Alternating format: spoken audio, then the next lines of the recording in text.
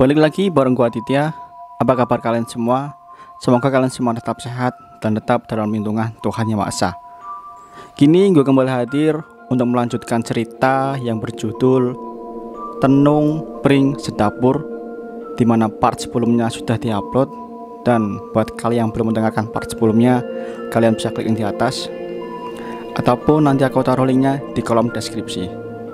Dan sekarang kita akan lanjutkan lagi cerita Tenung Pring Sedapur. Tanpa berlama-lama, langsung saja kita ke ceritanya. Aku pun bicara dengan Mas Yoko. Wah, bagus itu mas, semoga lancar ya mas usahanya. Dan Mas Yoko pun menjawab, amin, makasih mbak. Oh iya, kalau kamu mau jualan, aku siap jadi suppliernya mbak. Dan aku pun menjawab, iya mas, gampang, nanti aku bantu jualin di online. Setelah percakapan itu, ada 1 bulan Mas Yoko tak ada kabarnya. Yang sering kutemui kini adalah Pak Suryo. Setiap pagi aku bertemu beliau di tempat tukang sayur. Beliau sedang belanja untuk masak sendiri. Pak Suryo belanja? Sapa aku. Walah, iya ini mbak, mau gimana lagi? Sekarang nggak ada istri, apa-apa sendiri mbak. Yang sabar ya pak. Kenapa tidak beli sayur matang saja pak? Pak Suryo pun kembali menjawab, enggak mbak, Radit minta sayur bening saja, gampang. Kalau lagi sakit memang aneh-aneh mintanya. Dari percakapan itu aku baru tahu kalau ternyata Radit sedang sakit. Dan Pak Suryo bercerita kalau sekarang Mas Yoko yang menggantikan pekerjaannya sementara demi merawat Radit. Pak Suryo bercerita semenjak kepergian ibunya 20 hari lalu, Radit susah makan dan sering sakit. Padahal baru saja Radit wisuda.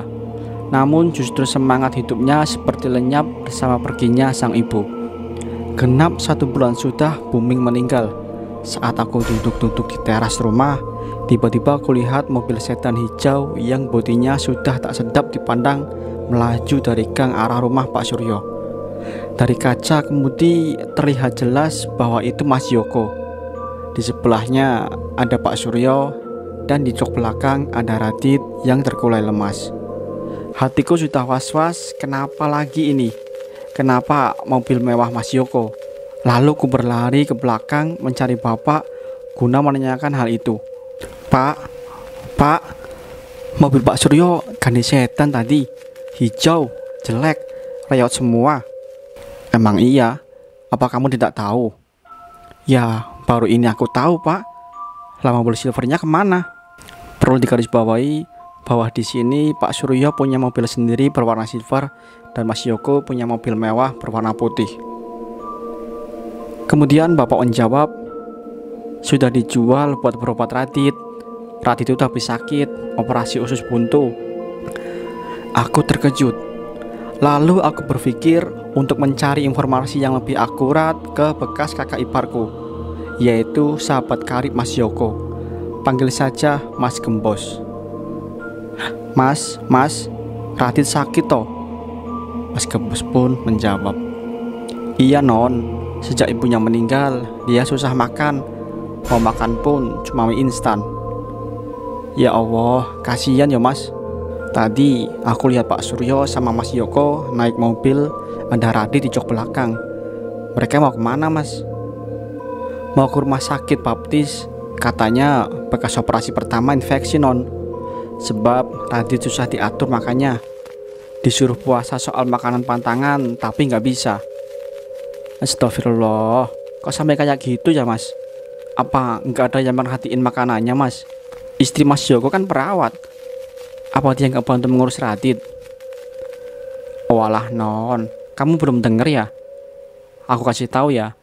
Sejak Buming sakit parah, dia sudah nggak pernah mau diajak ke sini. Tahu kenapa Buming sampai drop? Karena si Rita minta mobil baru. Terus Mas Yoko minta uang ke bapaknya untuk beli itu. Mereka ini sudah mau cerai non. Karena Rita ini serakah sama harta mertuanya.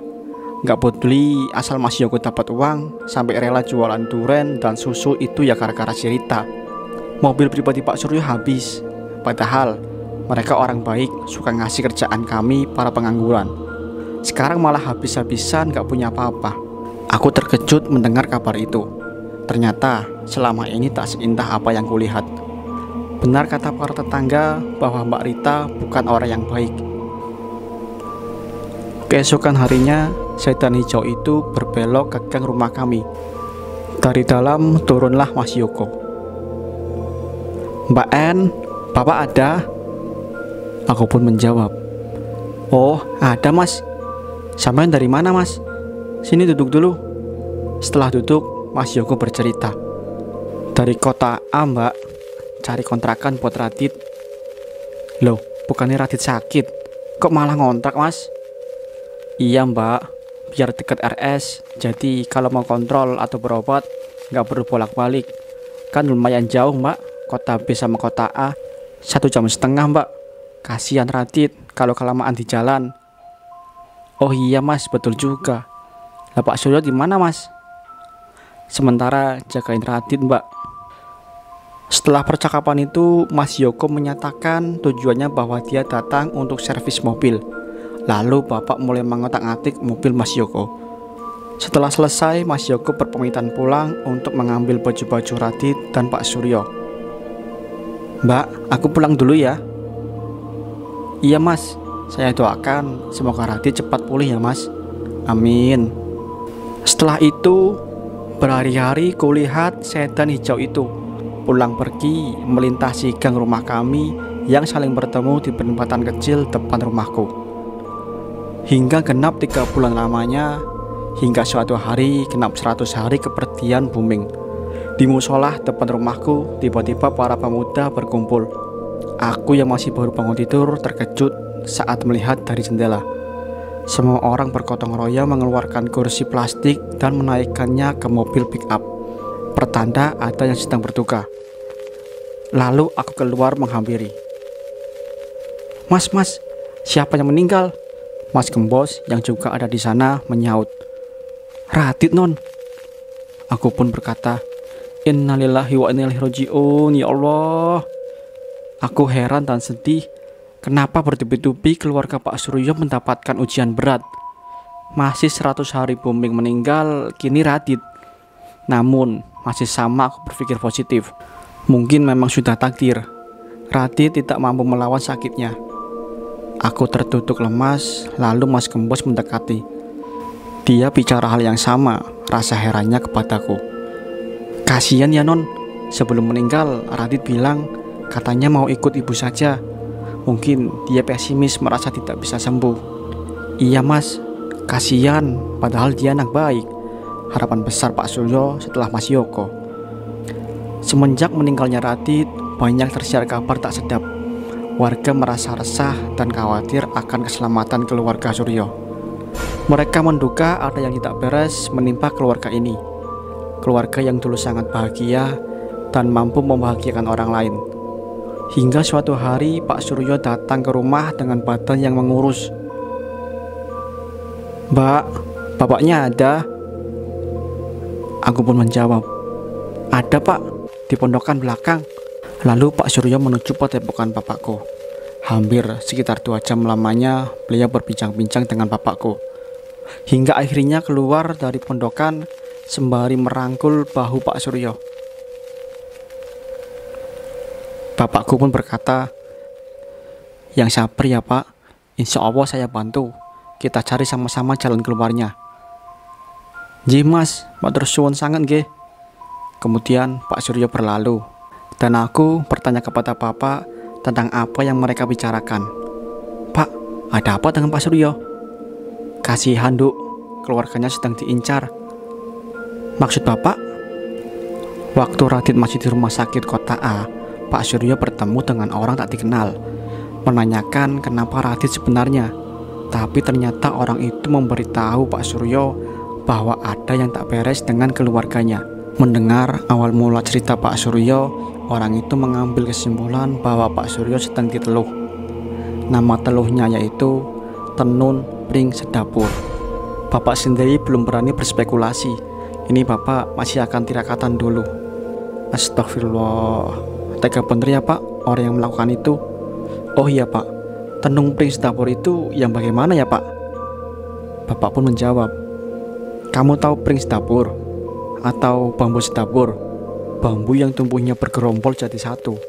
Artinya teluh itu akan menghabiskan kerumunan atau anggota keluarganya yang jadi sasaran. Aku sudah berpesan kepada Pak Suryo agar lebih meningkatkan ibadah. Kalau perlu, agar rumah yang ia tempati sekarang dijual saja. Bapak khawatir kalau teluh itu ditanam di rumahnya." Mendengar itu, aku pun bergidik. Perbuatan yang sangat biadab bagi orang sebaik Pak Suryo. Warga masyarakat mulai menaruh curiga terhadap kehadiran Mbak Rita sebagai menantu keluarga ini. Setiap hari Bapak tirakat demi mencari jalan keluar untuk Pak Suryo. Hingga sampai suatu hari, genap 8 bulan meninggalnya Buming, kulihat lagi setan hijau itu berlalu lalang di jalan gang rumah kami. Dari kaca mobil yang makin lusuh itu, kulihat Mas Yoko di kursi kemudi dan Pak Suryo di badannya semakin hari semakin kurus di jok penumpang. Aku prihatin sekali, namun tak bisa membantu apapun. Setiap kali lewat rumahnya, tak kulihat Pak Suryo di sana. Rumah itu menjadi semakin gelap dan sepi karena Mas Yoko yang sibuk bekerja menggantikan peran bapaknya. Hingga suatu pagi, lagi-lagi di musola depan rumahku ramai pemuda yang bergotong royong mengeluarkan perkakas kematian dari gudang. Kakiku lemas ketika, siapa lagi ini yang meninggal? Batinku dari jauh kulihat Mas Gembos. "Mas, sini." "Iya non, ada apa?" "Siapa yang meninggal Mas?" "Pak Suryo non." Seketika mataku terbelalak. Masih kuingat beberapa hari lalu beliau masih kesini bertemu dengan Bapak.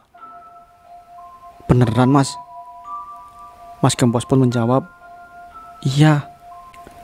Beberapa hari lalu beliau baru dari sini Mas, ketemu sama bapakku.